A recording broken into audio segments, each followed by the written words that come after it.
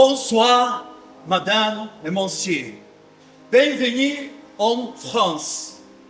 Antes de ser chamado de Kardec, o seu nome era Hippolyte Léon Denisard Rivail. Ele nasceu na cidade de Lyon, na França, no dia 3 de outubro de 1804. Desde pequeno, demonstrou grande inteligência e senso de justiça. Estudou na Suíça com o renomado pedagogo Johann Heinrich Pestalozzi, onde aprendeu que a educação é a chave da transformação humana. Formou-se em ciências, filosofia e letras. Falava e traduzia vários idiomas, escreveu diversos livros didáticos e entregou sua vida à educação e ao progresso moral da humanidade. Mas o destino tinha uma missão muito maior preparada para ele. No coração turbulento do século XIX, fenômenos estranhos começavam a acontecer.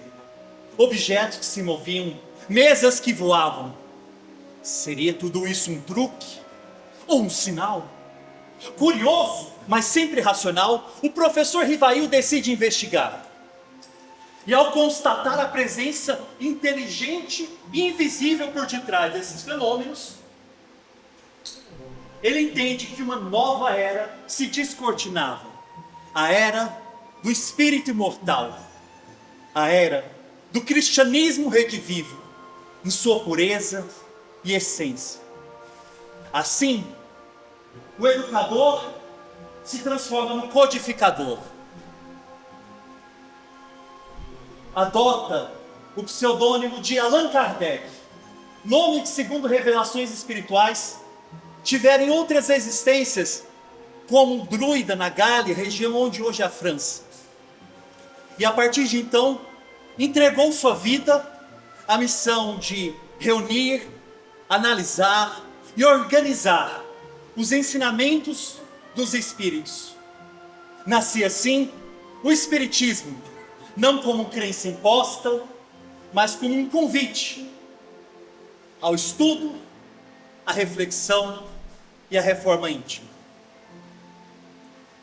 Nessa noite, convidamos vocês a viajar conosco no tempo, para reviver os encontros, os enfrentamentos, lutas e as descobertas deste homem que, com sua coragem e humildade, acendeu a luz do Consolador prometido. Esse é o legado, essa é a história de Allan Kardec. E esse é o começo de nossa história.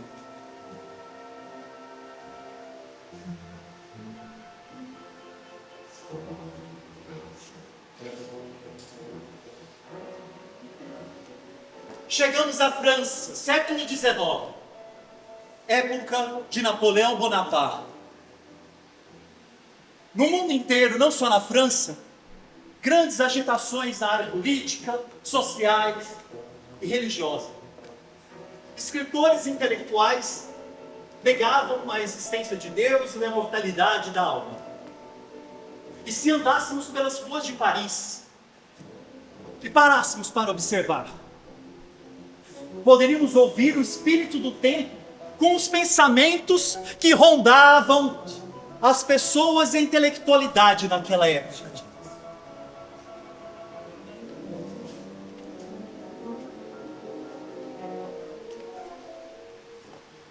O homem é bom, mas a sociedade o corrompe.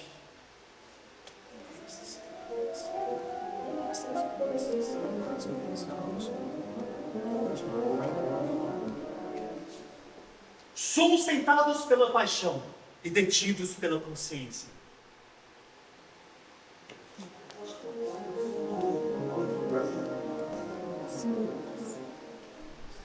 A vida da alma só começa com a morte do corpo.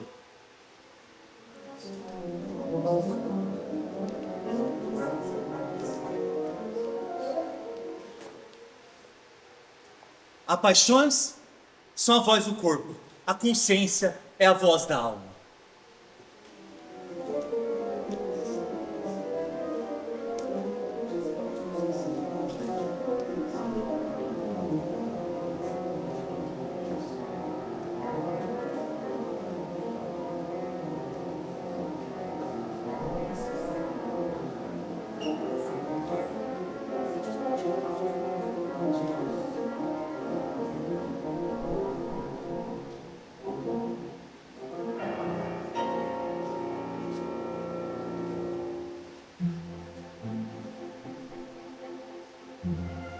Foi assim que Jesus cumpriu sua promessa de enviar o Consolador prometido para resgatar os seus ensinamentos e relembrar suas palavras esquecidas.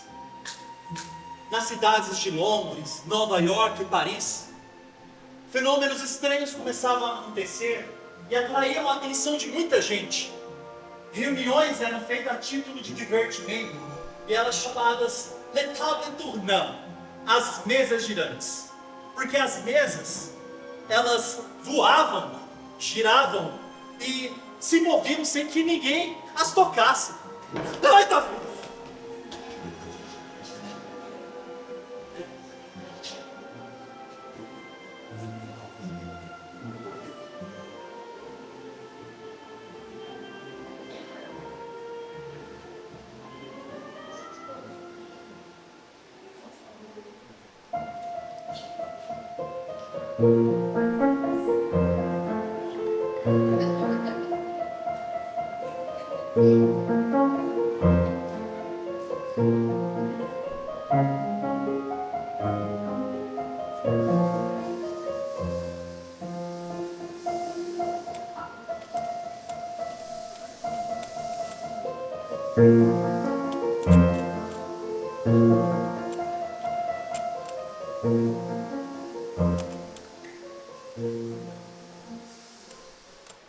Monsieur Fortier, o senhor que tem sido um grande estudioso de magnetismo já deve ter ouvido falar sobre as mesas que estão girando. Oui, madame. Eu só não ouvi falar, como também já presenciei mesas de todos os tamanhos, de todos os pesos. Elas se erguem no chão, se movem para um lado e para o outro, sem que ninguém as toque. Com licença. Eu também já presenciei fenômenos. Algumas chegam a atingir o fogo do teto e são sacudidas e derrubadas como se tivessem dominadas por forças ocultas. Sim, e tem outras mesas que flutuam e pousam diante de testemunhas, como folhas ao vento. Só se eu falar com toda parte das vezes que geram. Bom, estou pensando seriamente. Vou convidar um grande amigo meu, o senhor Rivari, professor, educador, para que ele possa analisar esses fenômenos.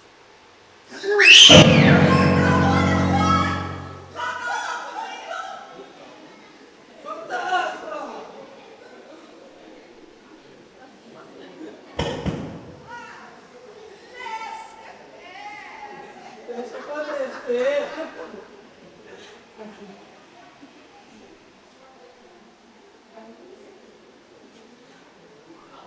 On va partir à revoar. Olivar! Partimos!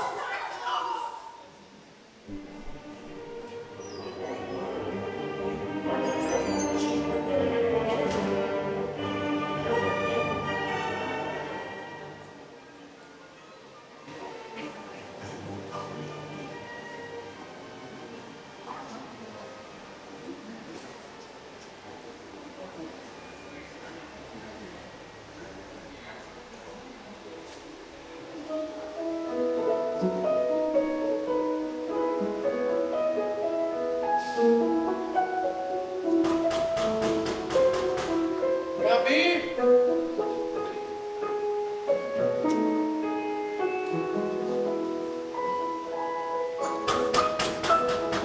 Já vai!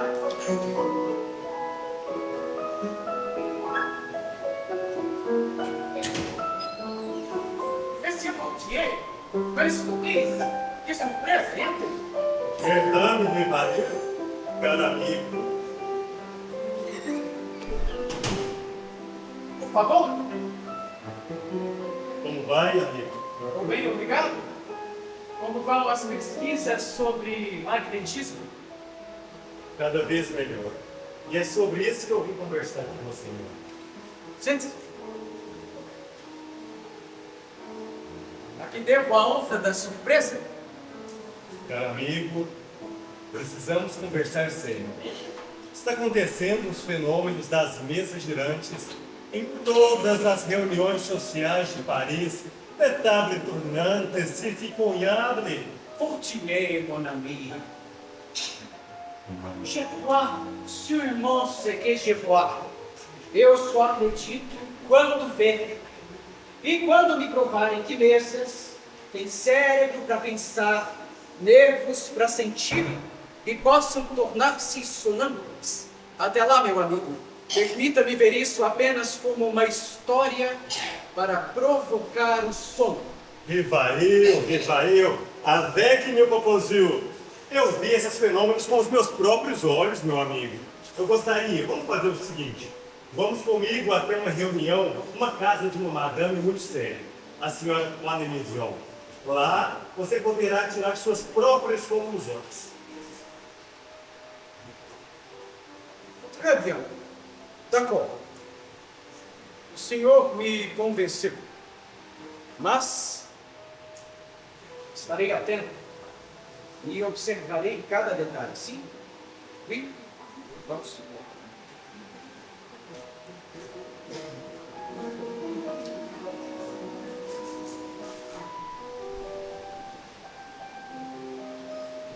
Allons-y. Sim.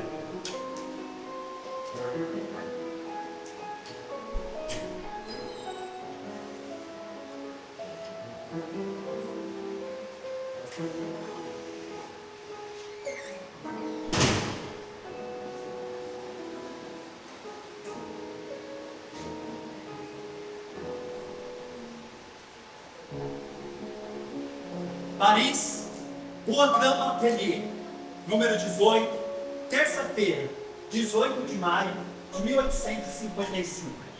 São 8 horas da noite e a sessão na casa da Madame Pleine-Maison irá começar. Os convidados começam a chegar. Entre os mais compenetrados está o professor Hippolyte Léon Denisard do país.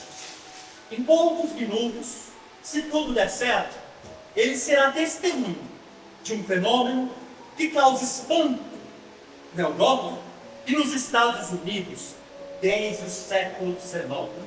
O espetáculo das mesas girantes.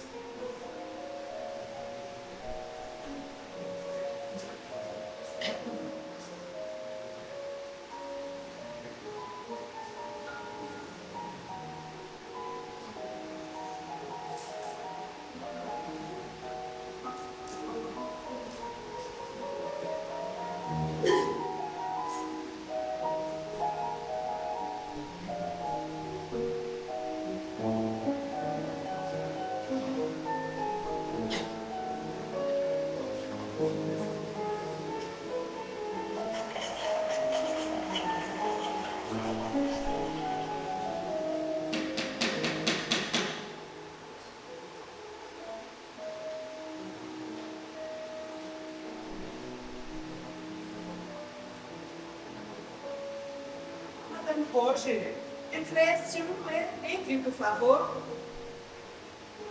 Pense, madame. Obrigada.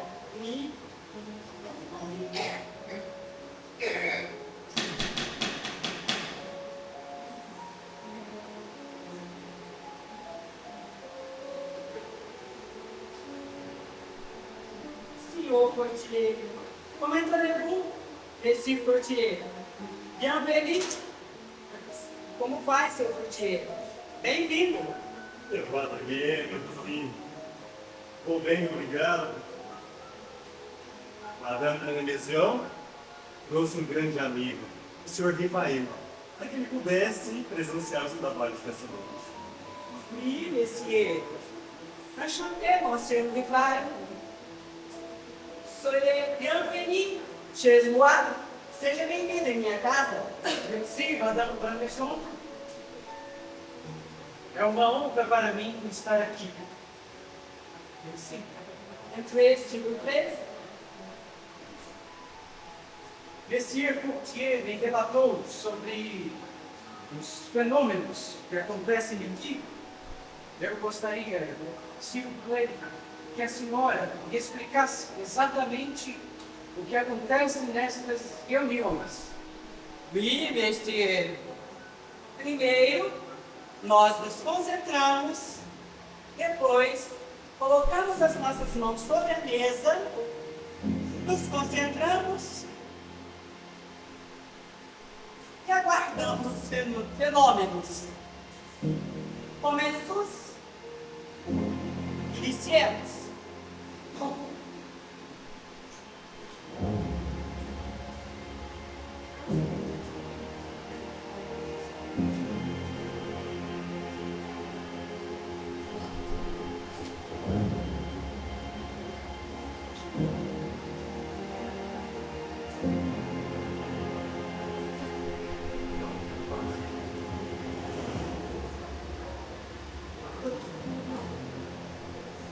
Excusez-moi.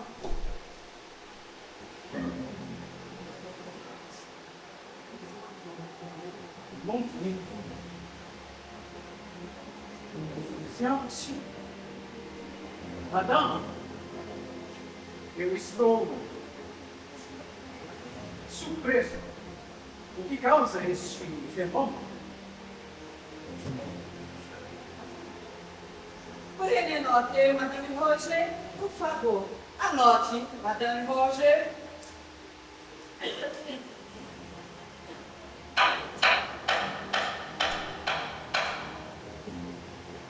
Letra E.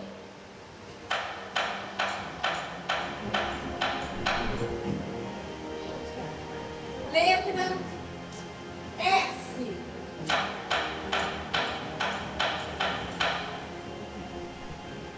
Letra T.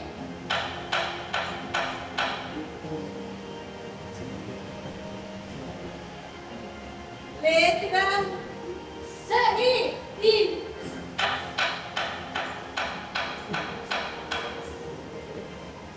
Letra R.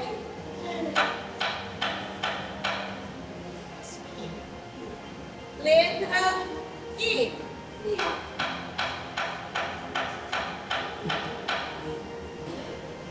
Letra P.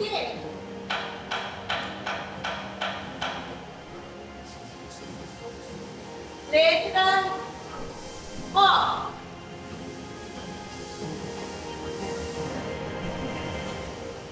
Espírito. Espírito. A palavra espírito. Então quer dizer que há uma inteligência por trás deste fenômeno. Oui, monsieur. Uma inteligência invisível, mas muito real. Gostaria de participar de mais reuniões como esta em sua casa, madame? Oui, monsieur. Pode vir em todas as reuniões, o senhor está convidado. Já faz parte da nossa família. Oui. Merci. Precisamos de você. Madame? Au revoir. Au revoir. Au revoir.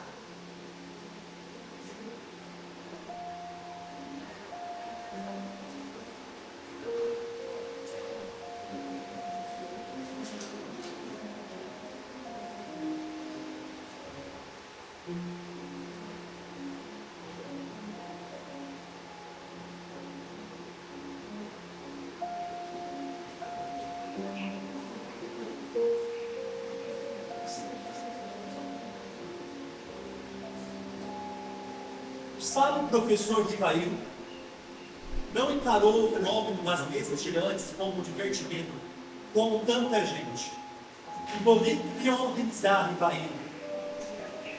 Viu aqueles fatos aparentemente vulgares, alguma coisa que merecia cuidado e atenção. A realidade da vida espiritual, além da vida física nesse mundo. Continuou frequentando reuniões em vários lugares, fazendo seus mais profundos estudos dos fatos espíritos, convencendo-se de que logo uma nova doutrina iria aparecer, a doutrina espírita. Não mais parou de trabalhar na sua missão de coordenar e sintetizar os espíritos trazidos pelos espíritos.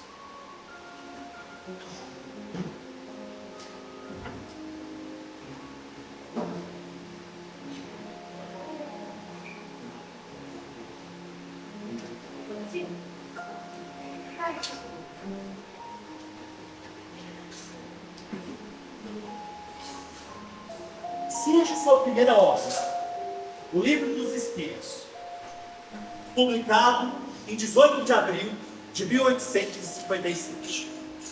Foi então que o professor Efraim decide assinar o nome Allan Kardec, nome que tivera em outra existência quando vivera como droida na Gávea.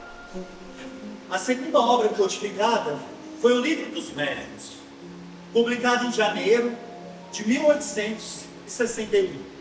Em seguida, veio o Evangelho segundo o Espiritismo, em abril de 1864. A quarta obra foi O Céu e o Inferno, em 1º de agosto de 1865. E em janeiro de 1868, foi lançado o quinto livro, A Gênese.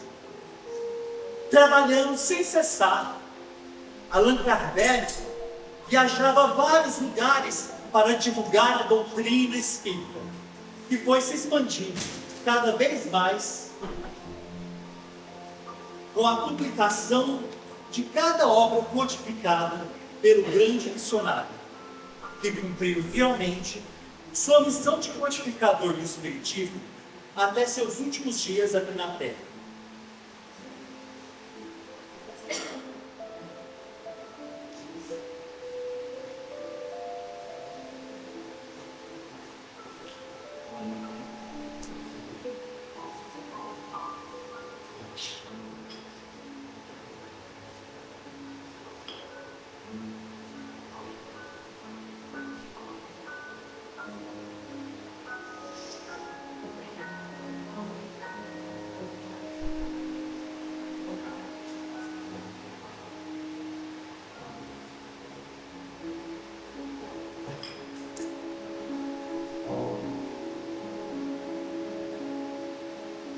O dia é 31 de março de 1869. Véspera de mudança, passava das 11 da manhã, quando um caixeiro de livraria bateu a porta.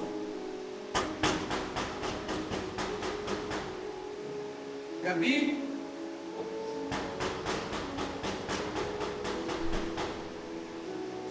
Chavá?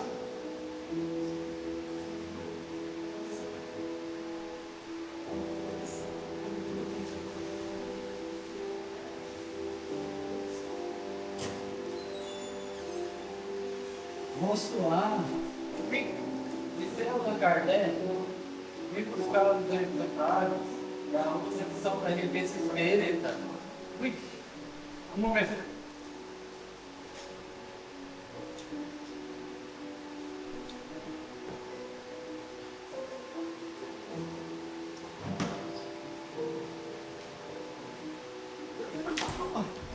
Oh, meu Deus. Ô, Mandie! Ô, Mandie! Rivail! O que aconteceu? Allan Kardec desencarnou na manhã do dia 31 de março de 1869. Conta-se que logo após a sua desencarnação, quando seu corpo ainda não havia baixado ao cemitério de Montmartre, uma multidão de espíritos veio saudar o mestre no limiar do sepulcro. Eram antigos homens do povo, seres infelizes, que ele havia consolado e redimido com suas ações prestigiosas.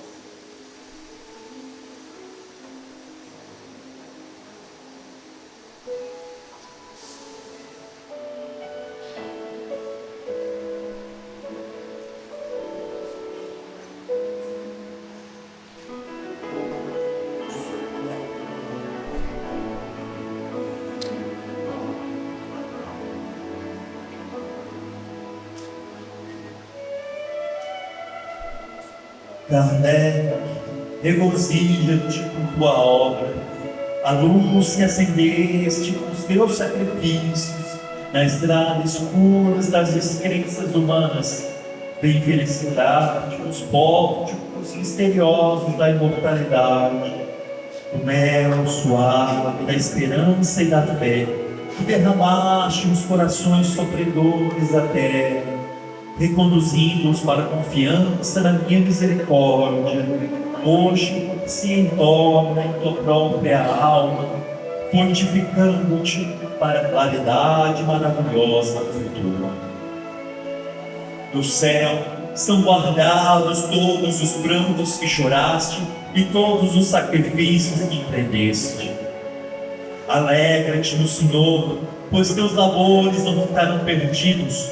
Tua palavra será uma bênção para os infelizes e desafortunados do mundo, e ao fluxo de tuas obras, a terra conhecerá o Evangelho no seu novo dia.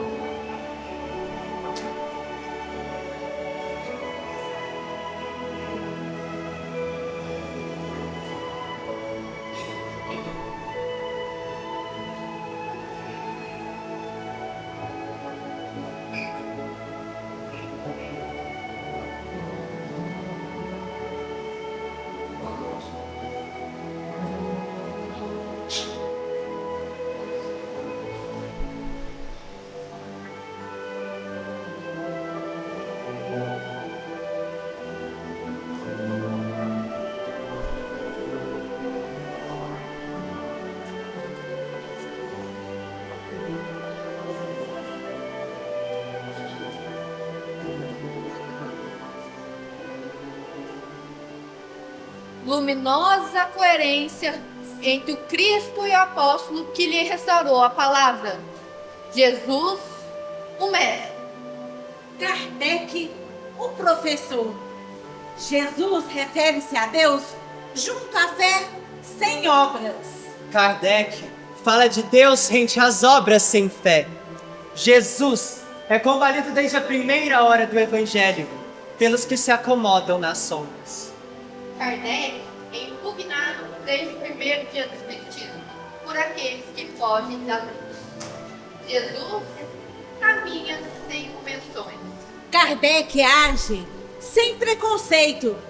Jesus exige coragem de atitude. Kardec reclama independência mental. Jesus convida ao amor. Kardec impele a caridade. Jesus consola a multidão. Kardec esclarece o povo. Jesus convida ao amor. Jesus afirma que é preciso nascer de novo. Kardec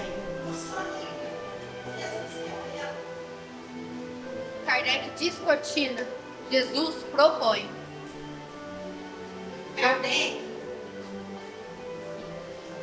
Kardec recebe todo o projeto da doutrina espírita através da mediunidade. Jesus fala do Evangelho entre fenômenos mediúnicos.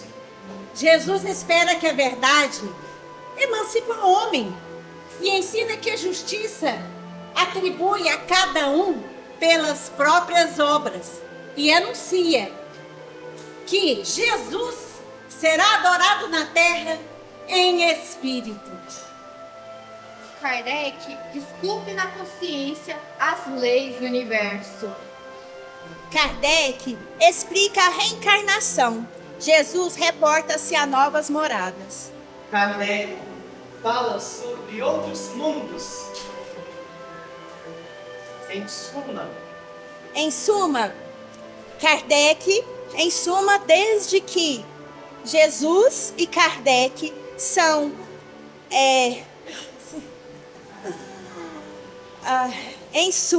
diante do acerto, as novas moradas e a vida, Jesus e Kardec são perfeitamente conjugados pelas leis da vida. Jesus, a porta. Kardec. Kardec acha.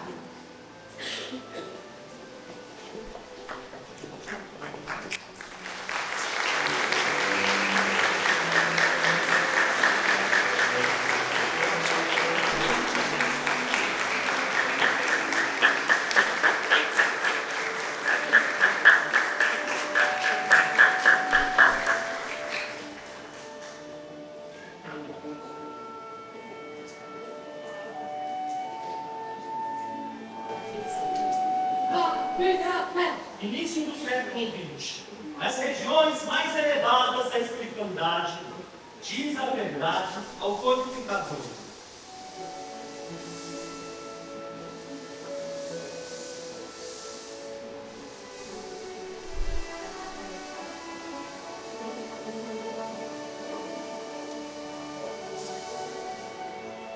Uma hora, meu filho. Estou pronto e confiante. Renascerás em condições adversas. Obedecerei à vontade do Senhor. Começarás um grupo novo, entre dificuldades e sacrifícios. Terá um caminho por longo tempo. Dedicarei cada minuto à seara do bem. Não terás títulos acadêmicos. O único título que almejo é o de fiel servidor de Cristo. Encontrarás desconfianças e agressões. Buscarei na fé e na humildade a força para suportá-las. E terás a dor em companhia constante. Saberei aceitá-la com o amparo do alto. Companheiros não te entenderam e voltarão contra ti. Cumprirei com o meu dever e guardarei a consciência em paz. Não fará nada por ti mesmo, será apenas um instrumento. Agradecerei a Deus a oportunidade de servir.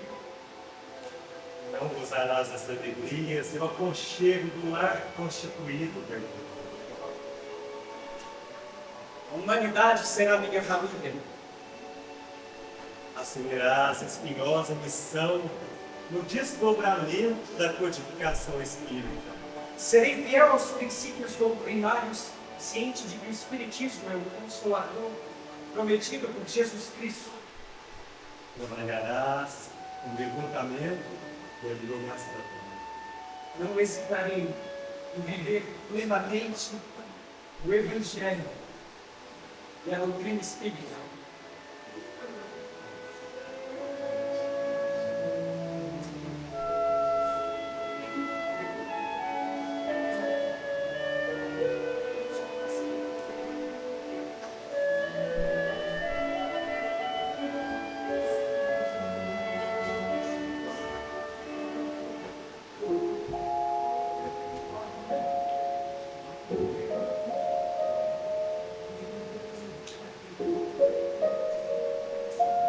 Allan Kardec, homem de ciência, razão e fé, que transformou o mistério em clareza, a dor em esperança, a dúvida em certeza da imortalidade da alma. Do menino de Lyon ao educador de Paris, do observador atento ao codificador interessado, Kardec cumpriu com a sua missão de trazer o Consolador prometido, dando voz aos espíritos, com a sua mensagem que atravessa os séculos, consola os aflitos, esclarece os que buscam. Que a luz de Allan Kardec acenda em cada um de nós, como um farol que guia a humanidade para a luz, paz e amor. Este é o legado de Allan Kardec. Jesus, a porta, Kardec, a chave.